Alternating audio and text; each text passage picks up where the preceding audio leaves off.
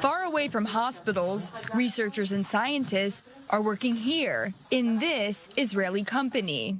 In Caesarea, a northern city on the Israeli coast, IceCure Medical was born. The company's revolutionary technique freezes cancerous tumors. IceCure Medical developed and markets innovative cryoablation solution for women's health and other organs.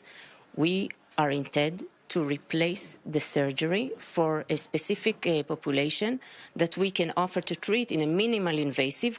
The system is simple. A needle goes through the skin to reach the tumor. Then, a temperature of minus 274 degrees Fahrenheit is sent to the cancerous tumor, which becomes frozen. Thanks to our technology, we can freeze tumors from different types and sizes. The earlier the patient is diagnosed, the smaller the tumor is, the faster and more efficient the treatment will be. Once frozen, the tumor becomes inactive. Then, the body performs its natural role, eliminating the dead cell. The human body is capable of eliminating dead cells. It's a natural process. It constantly eliminates dead cells inside.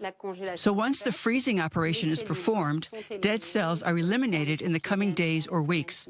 Only a tiny scar remains inside the tissue, but on the outside, on the breast or the kidney or any part that was treated, there is no trace.